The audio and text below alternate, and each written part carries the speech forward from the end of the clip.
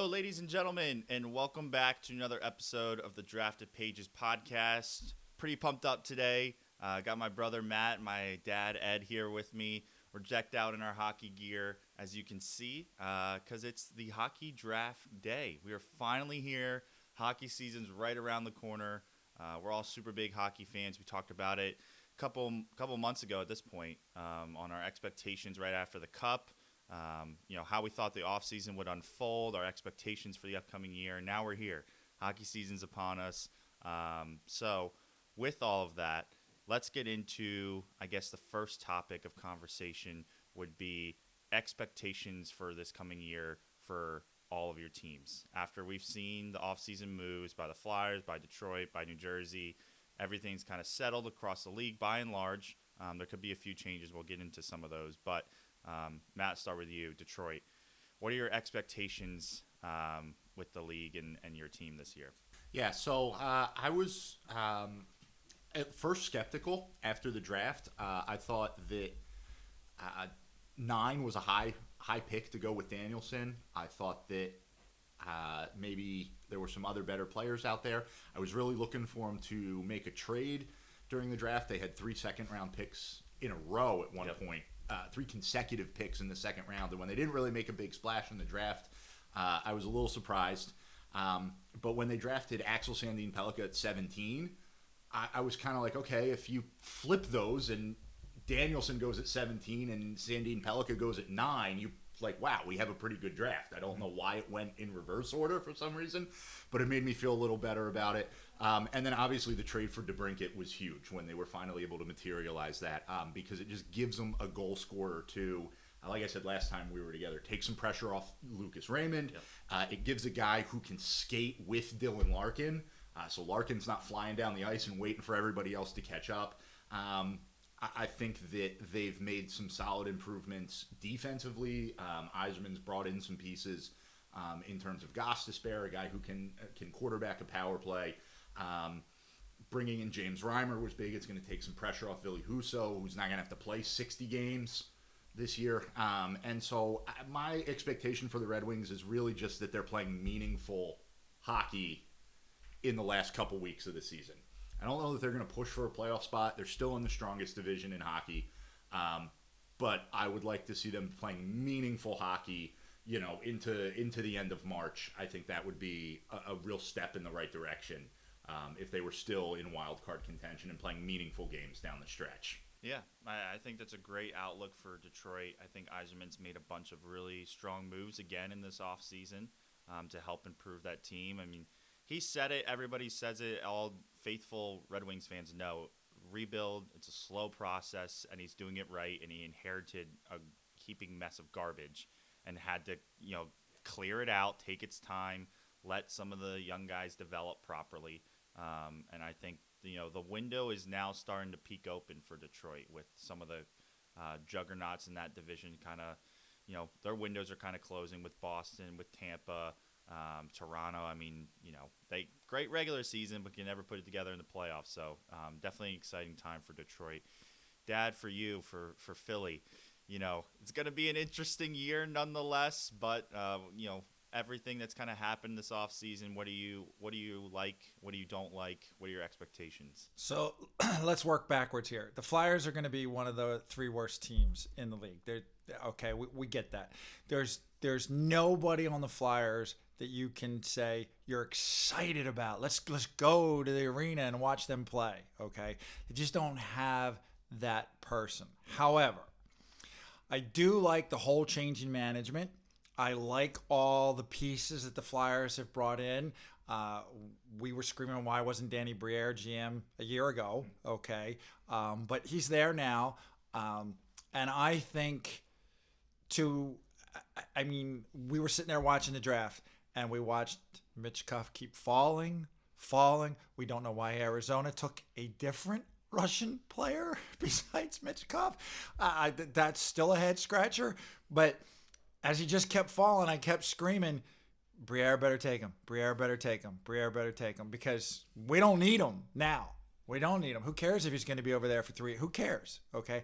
And boom, fell in our laps. No hesitation. Mitch Kuff.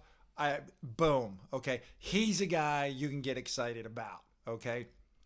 I mean, people prior to the whole thing with the Russian stuff, there were a lot of people that said, Bedard and Michkov, 1A, 1B. There are people that had Michkov rated higher than Bedard. So, if that pans out, we have finally somebody that we can be excited about on the ice.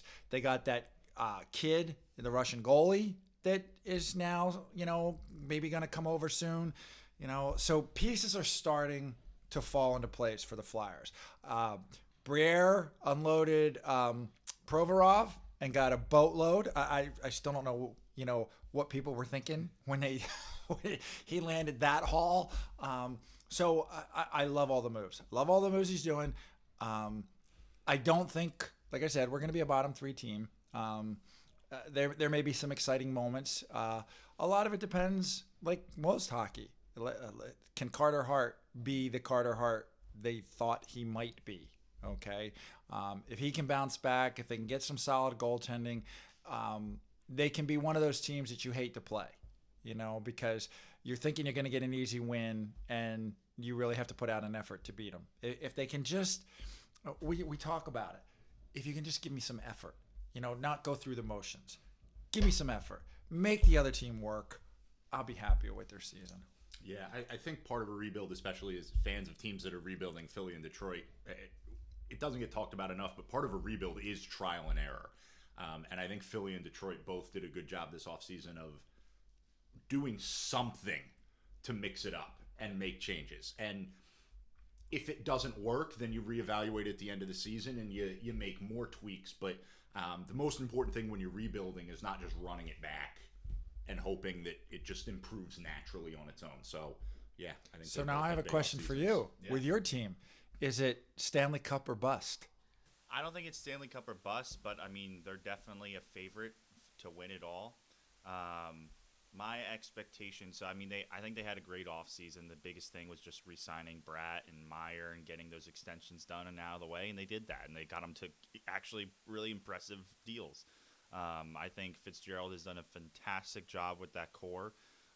They have Bratt, Meyer, Hughes, Hischier, Hamilton, Siegenthaler, all locked up long term. I mean, that's your core going forward. Palat's there in the mix, and then you have young guys like Mercer and Holtz and Luke Hughes on the blue line and Nemec, and those guys are going to be under team control for a while anyway. So they have the pieces now to build almost like a quintessential dynasty. It's about, will they win?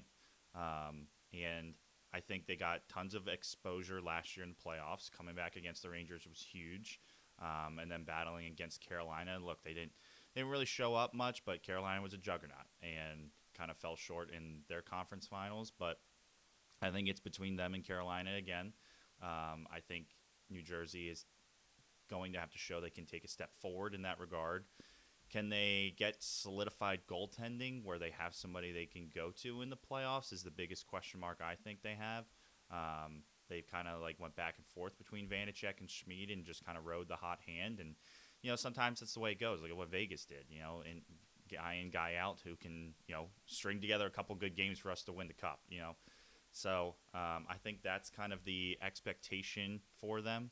I think it's Eastern Conference Final or bust. I think anything short of that and taking the step forward from where they were last year is a disappointment. But they're going to be a top team for a while. I really like the moves. Bringing in Toffoli is brilliant. I mean, for basically next to nothing. I did like Sharon Govich. I think he's a great, hardworking penalty killer, which might be a weakness for New Jersey this year, is the PK.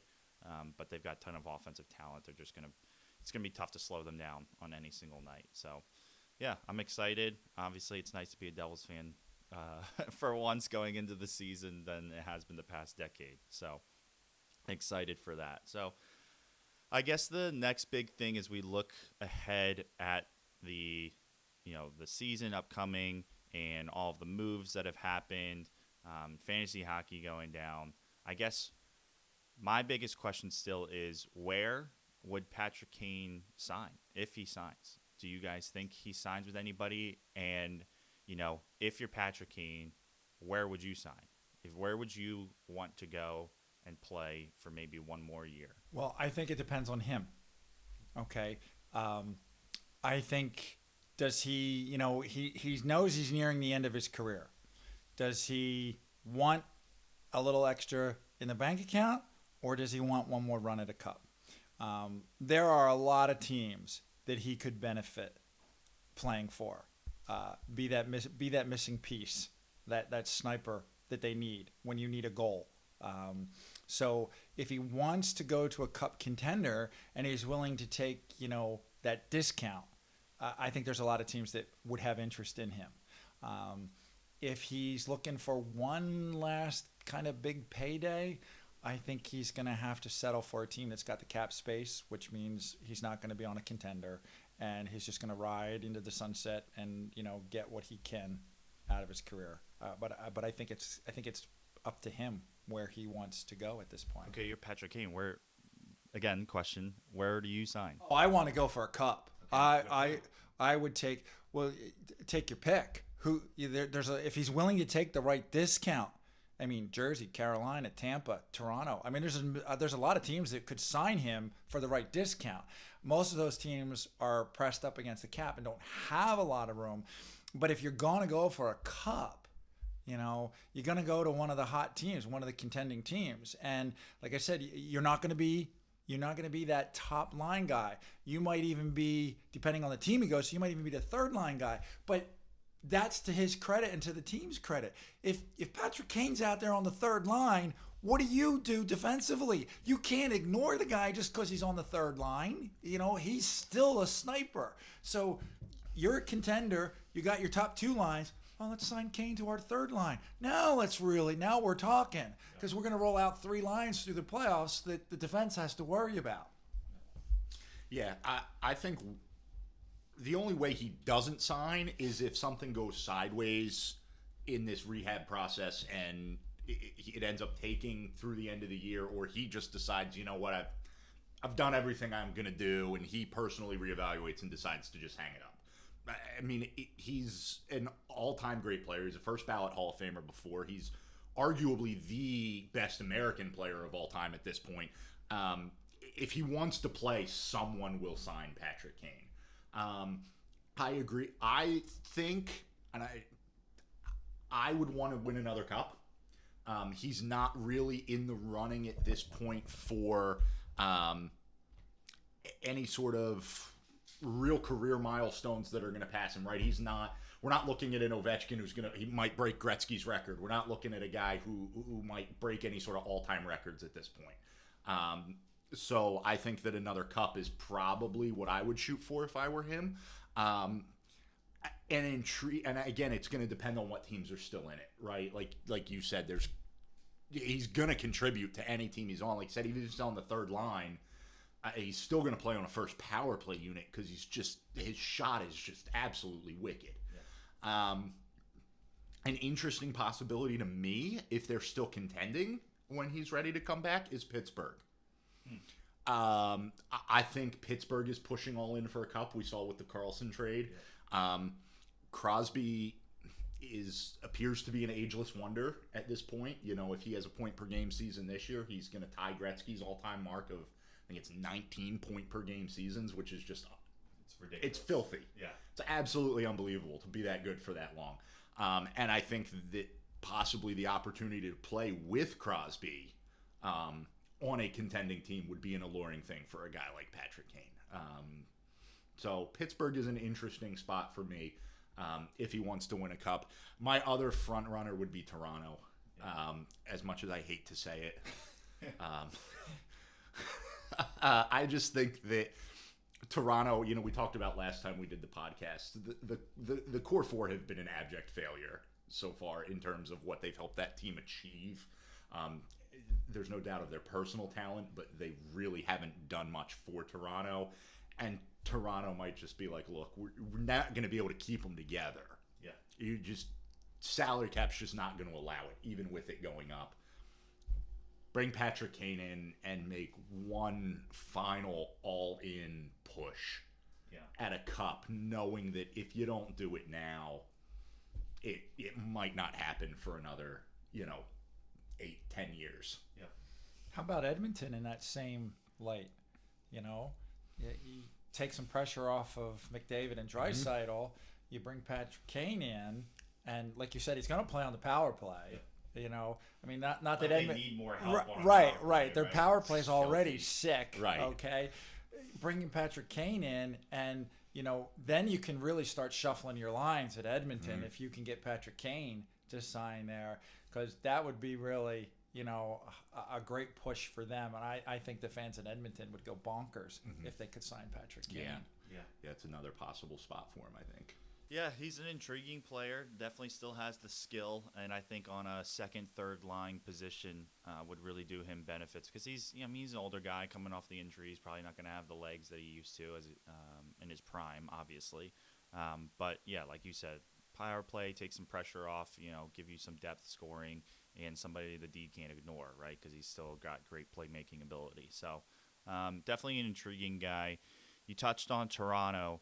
I feel like it's obligatory for a hockey podcast to talk about Toronto the same way sports shows have to talk about the Cowboys. Matthews did signed an extension, puts him through his 30 years old, 31, something like that, through his extension. So he'll have spent his prime in Toronto, right? We know the history. We know they haven't had the success in playoffs. He's been a great statistical performer. He's, in my opinion, I think he's gotten better each playoff run. He's kind of become a really good two-way forward. I think when you watch the games, he does play defense. He works hard. He was snake-bitten in the playoffs, and yes, you pay him all that money to score in the playoffs regardless of what's going on, and that can be a conversation of itself. But them re-signing Matthews, I think, takes a little bit of pressure off of the Toronto management in order of their future. You have Matthews for another 4 more years after this year. Building around him is the key, right? But what do you think happens with the rest of that core 4, with Nylander being the other one that's going to expire this year, and then Marner and Tavares the year after?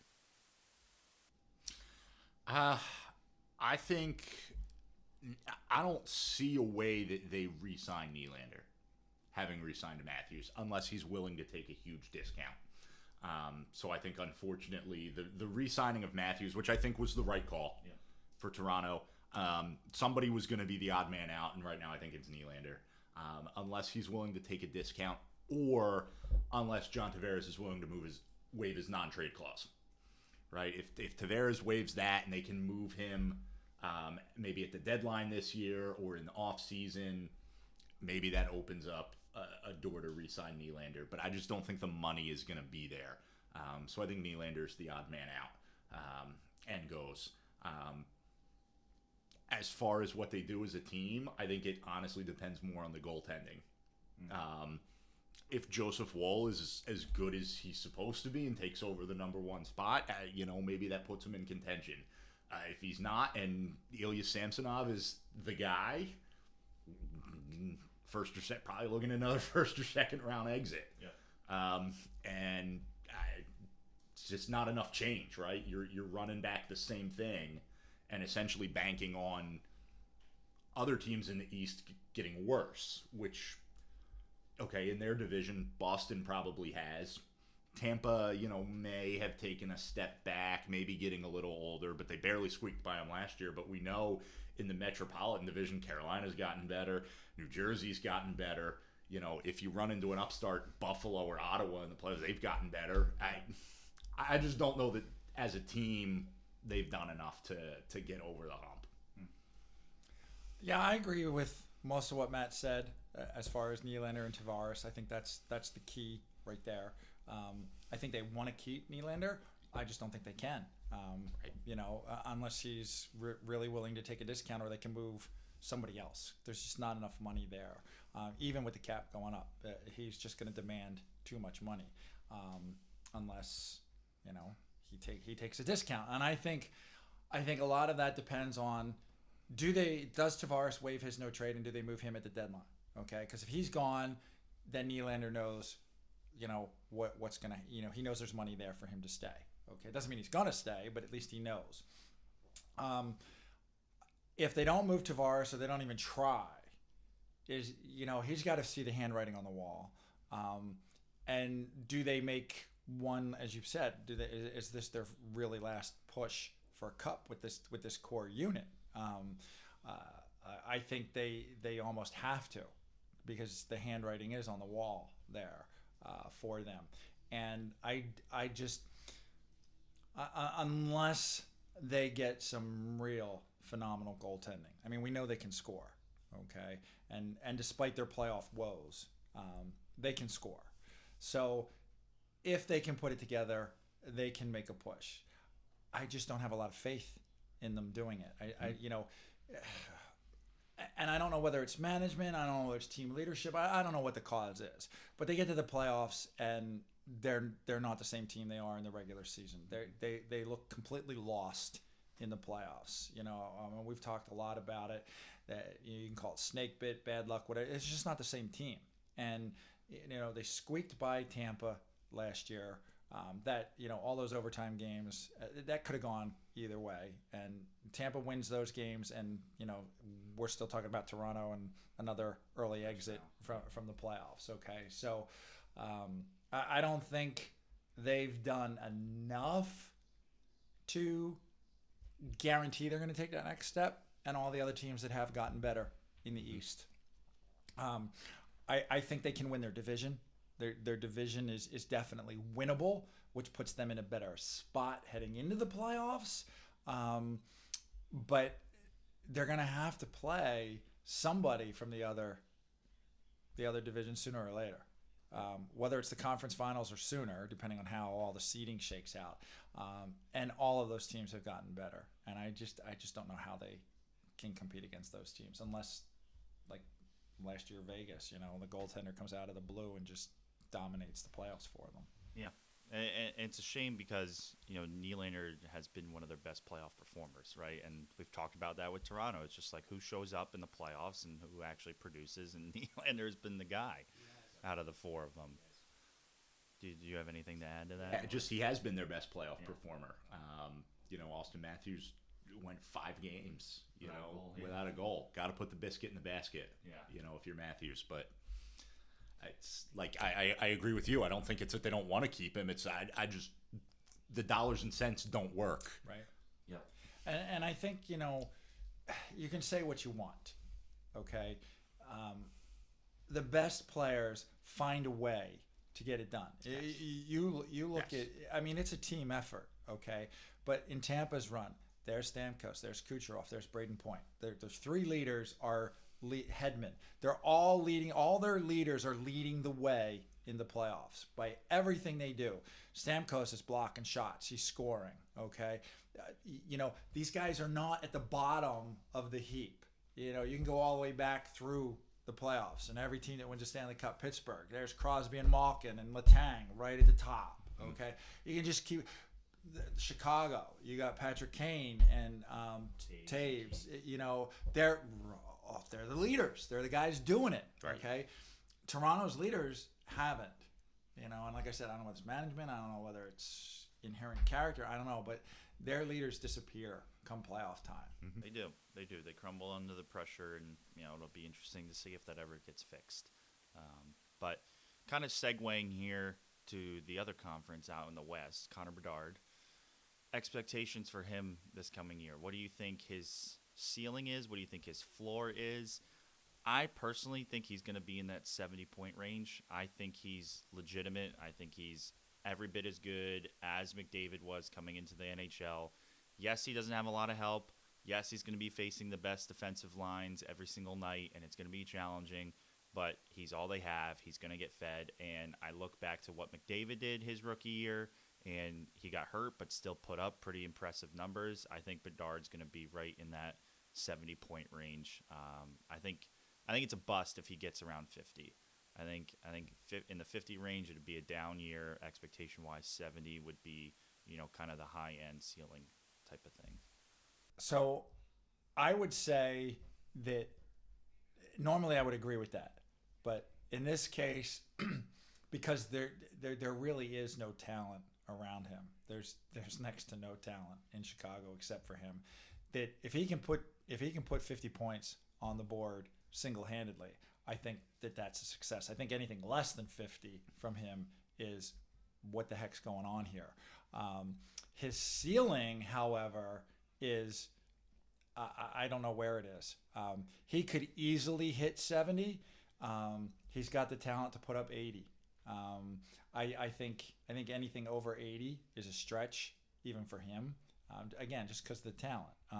And as you point out, he's probably going to see the other team's best defenseman every night, every shift. Doesn't matter that Chicago has it's the only time Bedard's going to get not the first line is when they have the final shift change and the final line change. They can put Bedard out there against whoever's out there. But as soon as the puck drops and as soon as there's a chance, the other team's going to send their first line defenseman right back out there as long as Bedard's on the ice. Yeah. Okay, they don't care. They can rest the next game, but they're going to send them out there against Bedard. So he's going to be facing top line defensemen night in and night out, and that's why I think you could see a drop off.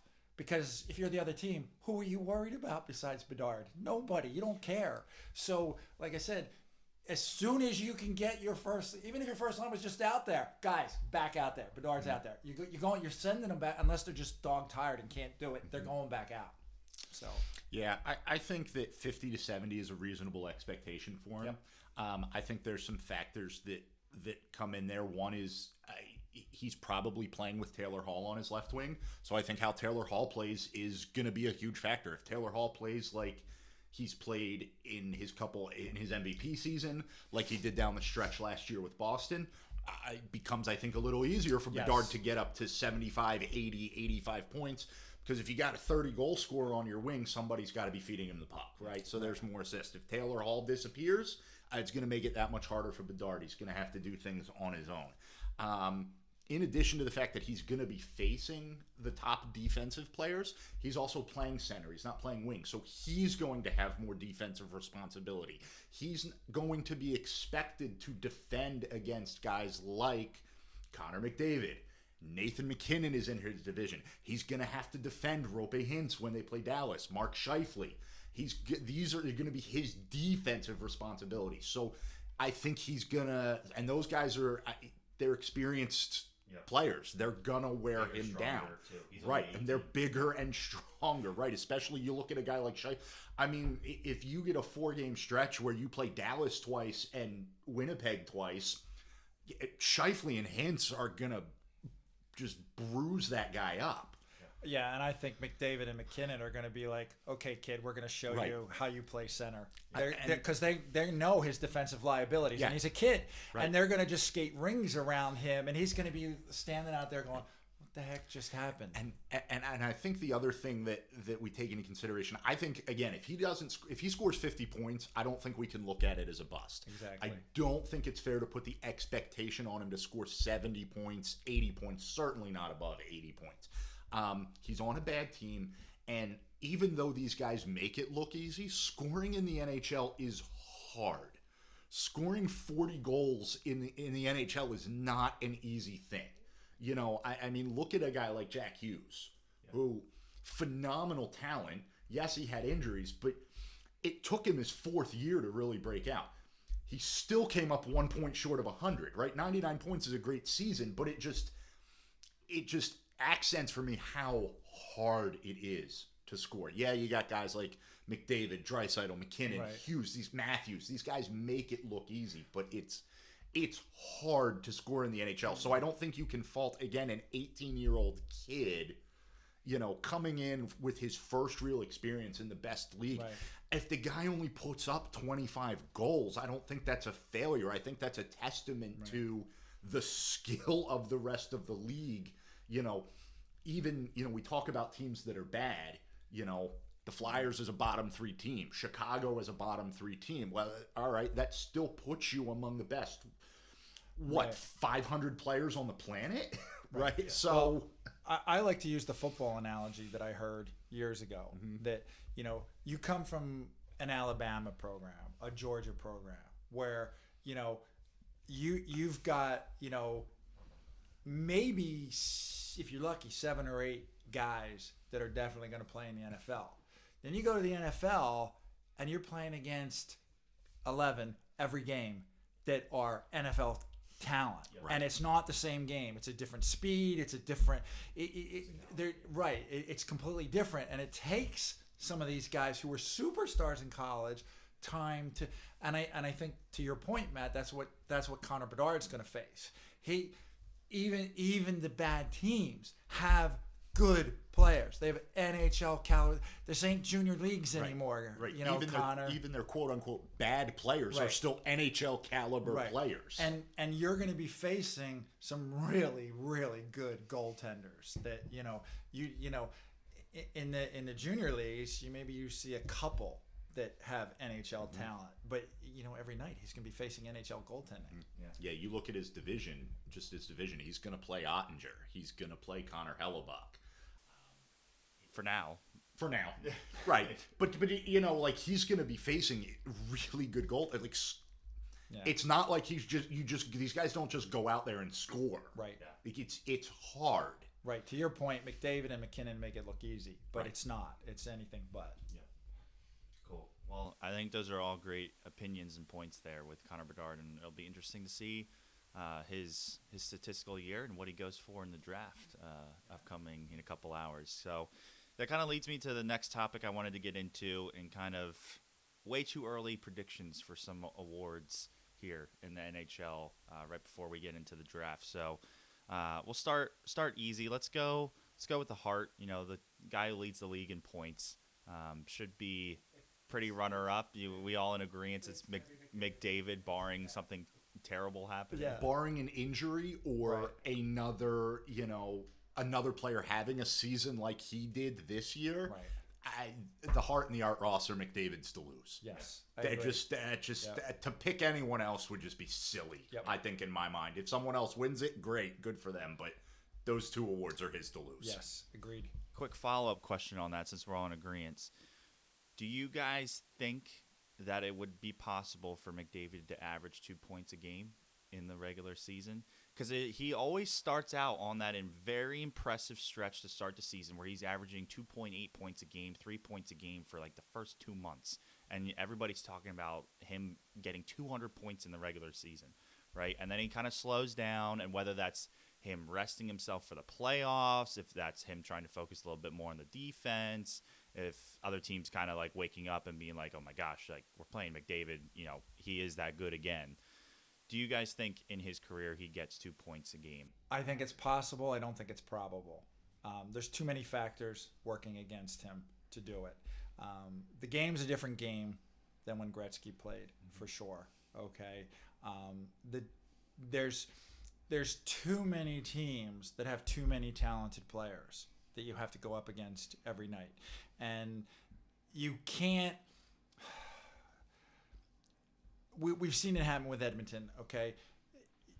You can't do what a lot of the great scorers in the past have done. I mean, Gretzky would just kind of skate around the blue line. He didn't really play defense because he wasn't going to hit anybody.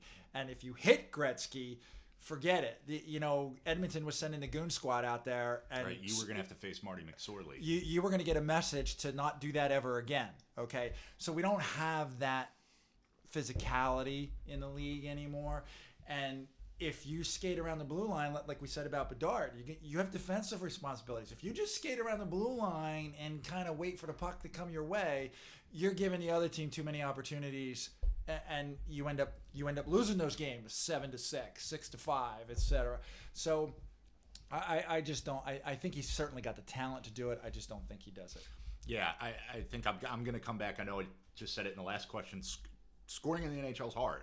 He just became the 6th player ever to score 150. He scored, 154? 154 last year? I think it was 154. He was Yzerman still got him by 1. As a Red Wings fan, that's important. But 6 guys in NHL history have done it. It's not a common thing. And he would have to get 10 more points to get to 2 per game. Is he good enough to do it? Of course. He's talented enough to score 10 more points than he did last year. But again, the game has changed. Gretzky wasn't playing against nearly the talent night in and night out that McDavid is. The other factor is that he doesn't have to do it. Yeah. He's playing with he's the best player in the planet. He's playing with the second best player in the planet. So why would he put that pressure on himself?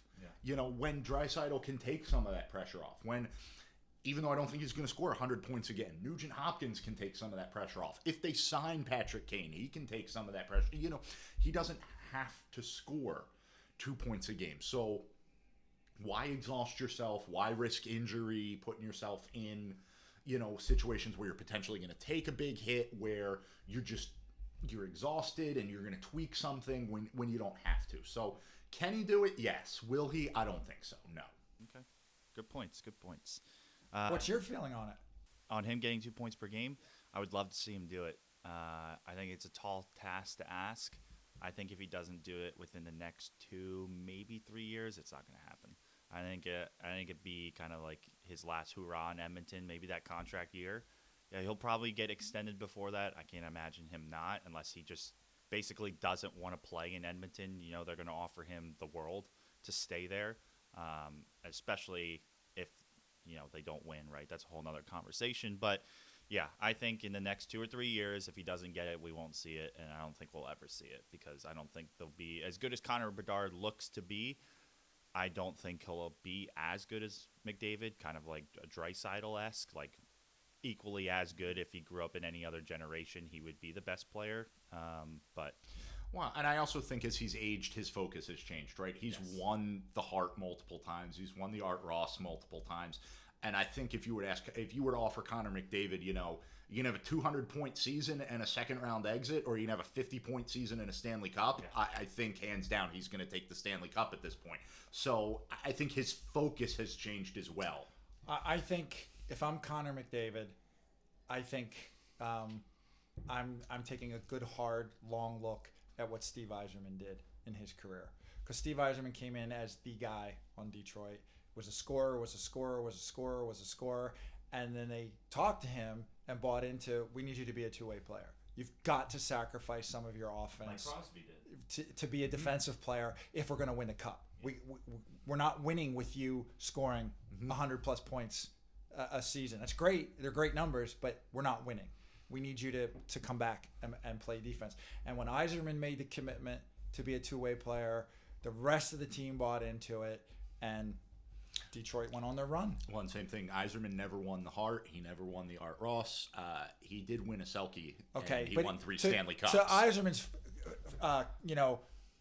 we talk about, Draisaitl having to play with McDavid. Right. When you're playing with Lemieux and Gretzky, that's a tall order to get the Hart or the Ross. Well, you look at what we talked about, 6 guys scoring 150 points. 4 of them did it in 88-89 in one season. Yeah. Right. Lemieux, Gretzky, Yzerman, and Bernie Nichols all topped 150 that season. It was just unbelievable. Yeah. So, that's a tall order. It is. It is a tall ask, and it's a tall ask to try and stop Ovi with coming with the Maurice Richard every year. But he's getting up there in age. He's chasing down Gretzky. I think he'll get it at some point. Probably not this year. I think he's, 60-something away. Probably take 2 more seasons. But with that being said, who do you guys think leads the league in goals this year? We've had some pretty impressive numbers from some young guys over the past few years, like Robertson, like Matthews, like Hughes. Who do you think comes out on top with that trophy? McDavid leads it again. I can't see. McKinnon, I think, could do it if he wanted to. I think McKinnon could easily lead the league in goals if he wanted to. He's just so fast and he just flies down that ice. But McKinnon is that complete player. He hits, he plays defense. He's not afraid to drop the gloves if push comes to shove. He doesn't do it often, but he will. He's a complete player, and I think that factors into him not leading the league in goals. I think Matthews is certainly capable of leading the league in goals. I think he can step up and do it. But I'm in the camp of Matt. It's McDavid's to lose. It's going to be him, or throw a bunch of names in a hat and take your pick. There's a lot of guys that could. McDavid certainly. I'm going to go with Matthews. I think Matthews is going to reclaim the goal-scoring title. I think he took a 20-goal step back, was big for him. I think he's going to be in the mid-50s range again, and I think that's going to do it. I don't know that we're going to see a 60-goal scorer 3 years in a row. Yep. And I think Matthews is going to do it. My dark horse on this, though, is going to be Mikko Rantanen, who very quietly had a 50-goal season last year, was not that far off the pace. I think Pasta is going to, unfortunately, because I love him, he's one of my He's favorite take players. A step back He's going to, with Pavel Zacha as his center, he's going to be lucky to score 30. Or he's going to have to do it on his own. If he's going to get to 40, it's going to be on his own. Sorry, Pavel Zacha, you're not Patrice Bergeron. So I think Rantanen, though, playing with McKinnon, I think he kind of flies under the radar a little bit. He had a 50-goal season last year. He's my dark horse. I think if he gets, like I said, I don't think we're going to get a 60-goal scorer. So I think if Rantanen can get 55, 56, he's got a good shot. Yeah, I like Matthews running it back again. I think he'll kind of have a chip on his shoulder, trying to answer some of the criticism from the playoffs. Again, playoffs are different from regular season, but I mean the best he can do is put up another 55-plus goal season and kind of silence the critics there. So I like Matthews for the Richard. For the Norris, best defenseman, doesn't always go to the best defenseman, usually goes to the top points-producing defenseman, which, you know, we can have the argument, do they need to add some more awards there for defensemen, like best points-producing defenseman, best overall defenseman, best defensive defenseman, right?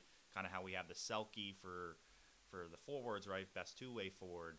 But for the Norris, who do you guys think takes home that crown this year? I'm going Dougie Hamilton. I think this is the year that he really steps up. You know, I think he leads that defensive core. I think he has a phenomenal season in New Jersey. Like you said, it's Eastern Conference Finals or bust, right? Yep. You know, we all think it's going to be Carolina and New Jersey. Okay, you know, those two are the top two teams in the East. And I just think they've got a good young core of defensive players, and I think Dougie really steps up this year. I think he's going to have a big year. I'm going to go Miro Heiskanen in Dallas. I think this is his coming out year. You know, from the last time we talked, Dallas is my Stanley Cup pick. I think Miro Heiskanen has his coming out party this year, and I think he's gonna win it. I like Dougie as a pick. He was in my mind. I certainly think he's gonna finish top 5, if not top 3 in voting.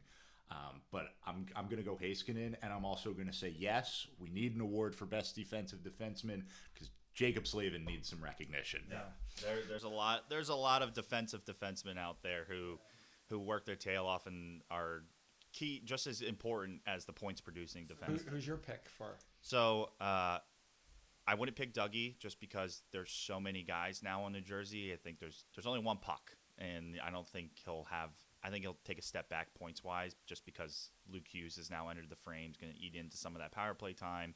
There's just too many guys. Heiskanen's my number 2. I think he does have a coming out year, but I think the guy who edges him out is Rasmus Dahlin. I think good pick. Good pick. Really good year last year. I think he has an encore. I think that Buffalo team, just like New Jersey, is going to score a ton of goals, and I don't think there's anybody on that blue line that matches up with him. So he's the guy I would have penciled in to take home the Norris. Yeah. So it'll be a fun year. You know, defensemen are always up in the frame. Also have to acknowledge that Cale Makar could just come out and win it. Yeah. Cale Makar could come out, score 110 points, and just run away with it. Right. Like he could have it locked down by January. Exactly. Like, you know, so. Well, to your point, I just want to give a shout out to one of my former, hate to say it, but one of my former favorite NHL defensemen, Scott Stevens. Yeah. You know, we talked about him all the time in fantasy hockey. Absolutely phenomenal defensive player. But you never wanted him on your fantasy team because you didn't get really any scored 20 points a year. Yeah. It's a miracle. But as a defensive defenseman, oh my gosh, what a player. Right. Yeah. Yeah, so, I mean, hopefully they add one of those awards in soon. I think it'd be great to recognize that in the league.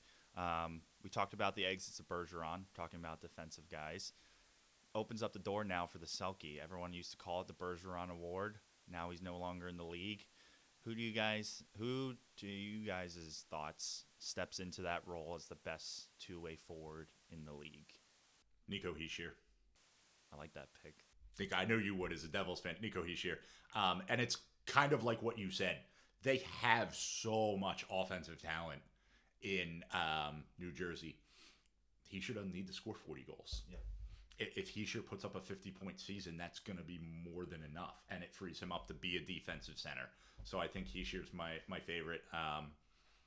As long as Kopitar's playing, he's still in the running too. But I think Hischier is the pick for the Selke. Yeah. Well, that's who I was going to go with. Hischier? No, I was going to go with Kopitar because he's just – L.A. is, you know, they're on that. Where are they going to finish? They could be a playoff team. They could be out of the playoffs. And if they are a playoff team, it's going to be Kopitar who leads them. Mm-hmm. Okay. And he's, he flies under the radar all the time. We talk about it. That the guy is a model of consistency. Saying you can expect the same amount of points every year. You can expect all the hard work from him. Being a two-way player and everything. So yeah, he would be my pick. Yeah, I love Hischier. I think he's got a great choice or a great opportunity to step into that role as the best two-way forward in the league. He's certainly got the numbers to back that up. I think the other guy who could take it is Barkov. He's just been kind of the 1B to Bergeron as far as defensive forwards go. And I think it's going to be interesting with Florida with all the injuries they have coming into this year and kind of the run they went on and see how they kind of follow that up. But I think Barkov alone is a superior talent in the league, goes underrated because he plays for Florida. So plays for Florida and consistently gets overshadowed by his own teammates. Yeah. 2 years ago was Huberdeau had his 115-point campaign, and everyone talks about Huberdeau and Barkov fly was under the radar. Last year, Matthew Tkachuk comes to Florida and is phenomenal. And again, nobody's talking. It was hurt last year too. That played a part. But I mean, the past couple years, he's just been He's turned in great performances and just been overshadowed by better performances by one of his teammates. So, yep. Good calls there. Best goalie, Vezina. This is a tough one, in my opinion, because I think you've got kind of 3 or 4 clear best goalies in the league. But unfortunately, I think some of them are going to play on some bottom-feeding teams. I'm looking at the likes of Ilya Sorokin and the Islanders. I'm looking at UC Saros in Nashville. I think those are 2 of the top 5 goalies in the league and just are not going to be the same teams that they have been in the past. And so I think the Vezina – this is actually kind of hard for me. I'm trying to think through this. Do you guys have a choice? I'm gonna steal Matt's thunder, I think, because I'm going with Ottinger. You're going with Ottinger? Yeah, I think he's gonna lead Dallas into the playoffs. I think he's gonna have a great year, and I just the only caveat I'll put out there is a lot of people think Edmonton's gonna win the Pacific, and if they do, it's not just gonna be McDavid. They're gonna need an elite goaltending performance. Skinner will have turned it an elite performance if they win that division. Exactly. So he could steal it. He's my dark horse. Okay. But I think it's Ottinger. Just like we think McDavid, I think the Vezina is Ottinger's to lose. I really do. I agree. I think it's Jake Ottinger's to lose. He's my pick as well. I think there are other teams like Edmonton that will need a Vezina performance. I think if Boston gets back into the playoffs, it will be a back-to-back Vezina for Linus Ullmark for sure. He's going to have to win 9 out of 10 this year to get them back into the playoffs. Vasilevsky's always in the conversation, but with him out the first 2 months, I don't see him playing enough minutes to get in that conversation unless he comes back and only loses like 4 games. So, I think Ottinger. I think if he plays the whole season in Winnipeg and they get into the playoffs, Hellebuck could win the Vezina again, but I don't think it's likely he plays the whole season in Winnipeg, and it's really hard to win an individual award on a year where you're traded. Yeah. It is. And Vasi would have been my choice, but with him out the first 2 months, I think Tampa's going to have a chip on their shoulder, and I think they're going to want to play for it, show everybody that they're still that team. After being knocked out, they got some much-needed rest. They've all said how exhausted they were, 3 straight trips to the final. Vasky said he was exhausted, playing hurt. I think it's going to be good for them. But like you said, with him missing time, I don't think he's the choice. I think Shesterkin would be my pick if I had to go with somebody. Still think he's one of the top 5 goalies in the league. And honestly, I think the Rangers are in trouble this year. I think they could miss the playoffs, and it's going to have to be Shesterkin carrying them like he did 2 years ago. I think there's a lot of players on that team who were kind of frauds in a lot of ways, and they're soft and very similar to Toronto, I think. They have a lot of high-end talent guys, but don't have the guys that, can mold into a Stanley Cup contender. I think the Rangers will make the playoffs just because I think we can rule out Washington, Philly, and Columbus in that division already. I think the New York Islanders are a long shot, so I think that puts the Rangers in a pretty good spot to make the playoffs. I don't think Shesterkin's going to win the Vezina playing the Devils and the Hurricanes as many times and the Penguins as many times as he has to. That's a good point. I think he's going to have too many bad games. If they win that division, he will win the Vezina, but I don't see him pulling the Vezina going against those scorers. Yeah, no, I think Shesterkin could do it. He does have to face too many elite teams to do it. I do agree with you. I think the Rangers are soft, and I do think there's always a team that makes the playoffs, and I think the Rangers could be it because Buffalo and Ottawa could both jump up and surprise people, and both could sneak in this year. Carolina, New Jersey, Pittsburgh as the ones from the Metro, and then have 5 come in from the Atlantic. It's very possible. Yeah. It's very possible. There's a lot of question marks on a lot of teams this year, so it'll be interesting how that all plays out. Another layup here, Calder, right? We're all going Connor Bedard, rookie of the year. I am actually not going to go Connor Bedard. I'm going Fantilli. No. I think if Gaudreau and Line are healthy, I think Fantilli is more, and I like Fantilli's chances. I think Bedard is great, but I think Fantilli's playing with better players, and I think Fantilli is going to come up with the Calder. I mean, I'm obviously not going to be surprised if it's Bedard, but I think Fantilli's going to edge him out this year. See, and I think the exact opposite of that. I think Bedard wins it because he doesn't have those players, and that's going to hurt Fantilli in the voting. When they go to vote, and they're going to be close, they're going to say, "Well, Fantilli played with boom, boom, boom, and Connor Bedard had Taylor Hall and who? Nobody." Okay, so that's why I think true. Bedard win. That's why I think he wins it. Dark horse though would be Shane Wright in keeping it in Seattle. Yeah. He's older. He's got a few more years experience on him. Another one in Seattle would be Ty Cartier, who kind of had his coming out in the playoffs and is going to be a rookie this year. Right. Yeah. So Calder could stay in Seattle. Yeah, they're a sneaky team. Seattle is out in the Pacific. I guess the last one here, the Jack Adams, right? The coach of the year, but usually goes to the team that surprised everybody. My choice is Buffalo. I think Buffalo gets into the playoffs this year, and I think it'll go to. I don't even know who their coach is, but I think it goes to them for that reason. My pick is Brind'Amour. I think Carolina is just gonna. I think they have been eaten away by the loss again, and I think Carolina is just going to have a very dominant regular season, and I think Brind'Amour, that he's going to get it. Jack Adams is a little tougher because you're right. It is usually the team that surprises, unless you have a team like Boston, right? Who record-setting year, right? You're going to win the award there. I think Brind'Amour is probably my pick as well, just because I think Carolina is. They're just a juggernaut. Rod Brind'Amour, I think, is a great coach. He clearly has the chemistry with his players. He clearly has them ready to play. And because it's a regular season award. Right, exactly. I think that barring substantial injuries that just take Carolina completely out of it, I think Brind'Amour is probably the favorite for the Jack Adams. Yeah, good choices. And? What? You. He said Buffalo. He said Buffalo. Yeah, because I think they make the playoffs this year, and I think they have a pretty darn good year. I think a lot of it hinges on goaltending, like a lot of teams, but I think Devin Levi is that guy in Buffalo. They finally have their goaltender, and I think they have a lot of the other pieces in place. Certainly have the other pieces.